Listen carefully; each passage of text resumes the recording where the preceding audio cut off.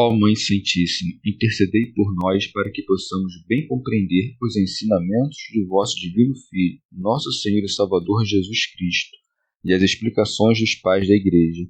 Ó Virgem Imaculada, ofereço-vos este trabalho e peço que abençoais aqueles que o ouvirem, e que seja para a maior honra e glória de Deus. Amém. Senhor onipotente, purificai o meu coração e os meus lábios. Vós, que purificastes os lábios do profeta Isaías com o carvão em brasa, e dignai-vos, por tal modo, purificar-me com a vossa misericórdia, para que possa dignamente anunciar o vosso santo Evangelho. Por Jesus Cristo nosso Senhor. Amém. Senhor, abençoai-me.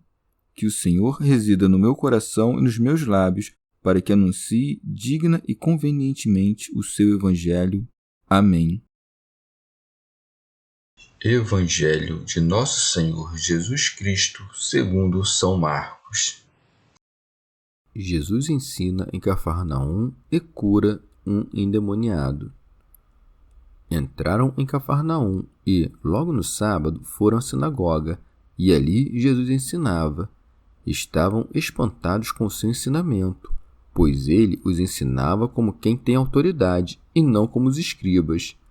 Na ocasião, estava na sinagoga deles um homem possuído de um espírito imundo, que gritava dizendo: Que queres de nós, Jesus Nazareno? Vieste para arruinar-nos?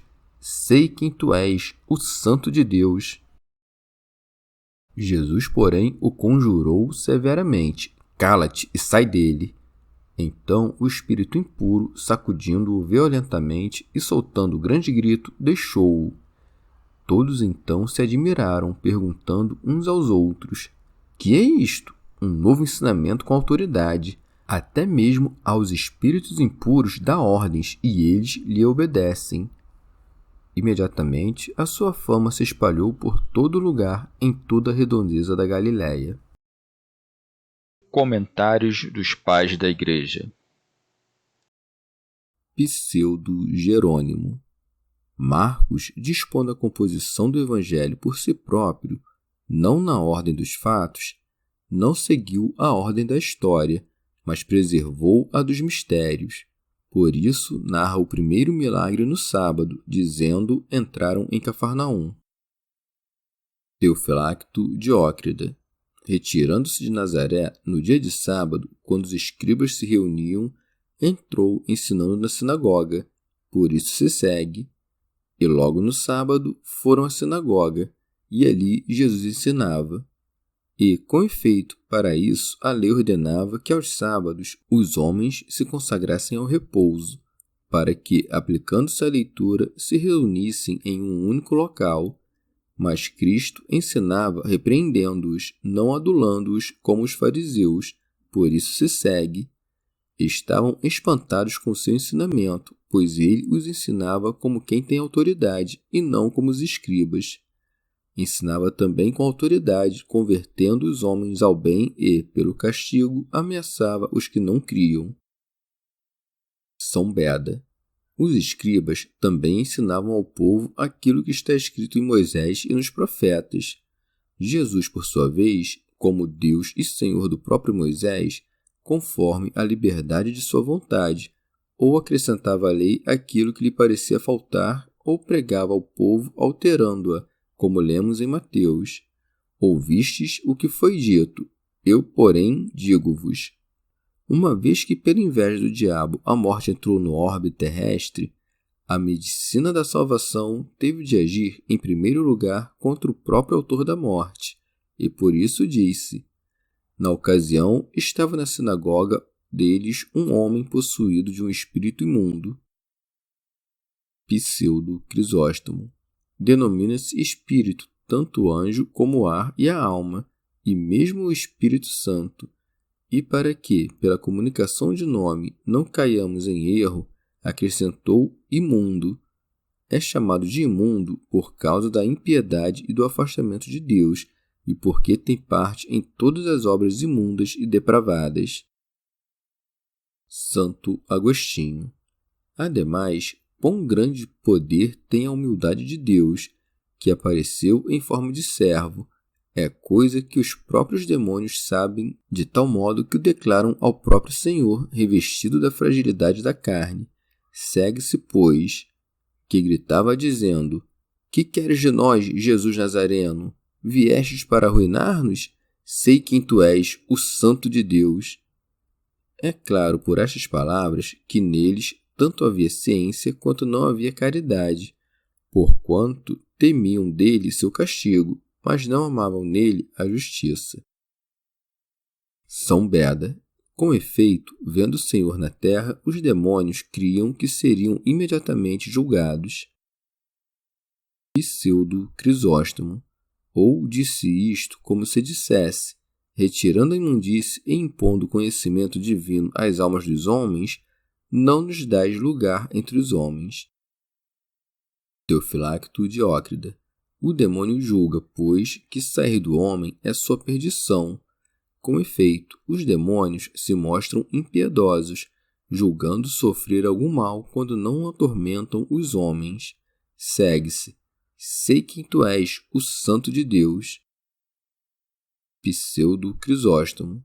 Como se dissesse: vejo com atenção teu advento, pois não tinha notícia firme e certa do advento de Deus. Chama-o de santo, não um entre muitos, porque também era santo cada um dos profetas, mas anuncia que ele é o único, pois pelo artigo que é posto em grego manifesta que é o único, mas é pelo temor que reconhece o Senhor de todos. Santo Agostinho. Fez-se conhecido a eles tanto quanto quis, e quis tanto quanto foi oportuno, mas fez-se conhecer não como aos santos anjos, que gozam inteiramente de sua eternidade participada, conforme é o Verbo de Deus, mas dar-se-ia conhecer para aterrorizar aqueles de cujo poder tirânico iria libertar os predestinados. Deu-se, portanto, a conhecer aos demônios, não por ser a vida eterna, mas por certos efeitos temporais de seu poder, que podem ser antes notados pelos sentidos angélicos, mesmo dos espíritos malignos, que pela fraqueza dos homens. Pseudo Crisóstomo. A verdade, no entanto, não queria os testemunhos dos espíritos imundos, por isso segue: Jesus, porém, o conjurou severamente: cala-te e sai dele. Com isto, nos é apresentado um dogma salvador: que não creiamos nos demônios, por mais que anunciem a verdade. Segue-se: então o espírito impuro, sacudindo-o violentamente e soltando grande grito, deixou-o. Uma vez, pois, que aquele homem falava como sábio e proferia as palavras separadamente, para que não se julgasse que compunha as palavras não pelo demônio, mas pelo coração, Jesus permitiu que ele fosse dilacerado pelo demônio, para manifestar que era este quem falava. Teofilacto Diócrida. Para que, vendo, percebessem de qual mal era o homem libertado, e por causa do milagre crescem. São Beda. Pode, no entanto, parecer contraditório que se diga que o demônio dele saiu rasgando-o, ou, como dizem algumas cópias, atormentando-o de todas as maneiras, ao passo que, de acordo com Lucas, não lhe fez nenhum mal. Mas também o próprio Lucas diz: e o demônio, depois de o ter lançado por terra no meio de todos, saiu dele sem lhe fazer nenhum mal, de onde se compreende que Marcos tenha dito atormentando-o de todas as maneiras ou rasgando-o, correspondendo ao que disse Lucas depois de o ter lançado por terra no meio de todos. E pelo que disse em seguida, sem lhe fazer nenhum mal, compreende-se que aquele abalo dos membros e aquele tormento não o mutilaram, como os demônios costumam sair, isto é, amputando alguns membros ou arrancando-os. Tendo, de outra parte, visto o poder do milagre, admiraram-se com a novidade da doutrina do Senhor e, por aquilo que viram, foram suscitados para perguntar sobre aquilo que ouviram, de onde se segue. Todos então se admiraram, perguntando uns aos outros. Para isto, pois, se faziam milagres, para que, por eles, se cresce com maior segurança no Evangelho do Reino de Deus que era pregado, uma vez que aqueles que prometiam as alegrias celestes aos filhos da terra mostravam na terra obras celestes e divinas. Antes, no entanto, como atesta o evangelista, ensinava-os como quem tem autoridade e agora, com a multidão testemunhando, dá ordens aos espíritos imundos, e eles o obedecem. Segue-se. Imediatamente, a sua fama se espalhou por todo o lugar, em toda a redondeza da Galiléia. Glosa de São Tomás de Aquino. Pois aquilo com que os homens muito se admiram prontamente se divulga, porque a boca fala da abundância do coração. Pseudo Jerônimo. Em sentido místico, Cafarnaum se interpreta como aldeia da consolação, o sábado, por sua vez, como repouso. O homem em poder do espírito imundo é curado pelo repouso e pela consolação, de modo que o local e a ocasião estão de acordo com a saúde. O homem em poder do espírito imundo é o gênero humano, no qual a imundície reinou desde Adão até Moisés, pois sem a lei pecaram e sem a lei pereceram. O que reconhece o Santo de Deus recebe a ordem de calar-se, porque, tendo conhecido a Deus, não o glorificaram como Deus, mas serviram a criatura de preferência ao Criador. O Espírito, rasgando o homem, saiu dele. Tendo se aproximado a salvação, aproximou-se a tentação. O faraó, quando ia despedir Israel, perseguiu Israel. O diabo, desprezado, eleva-se nos escândalos.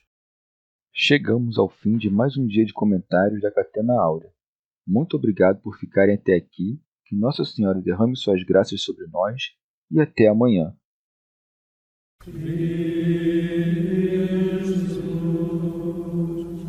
Vai,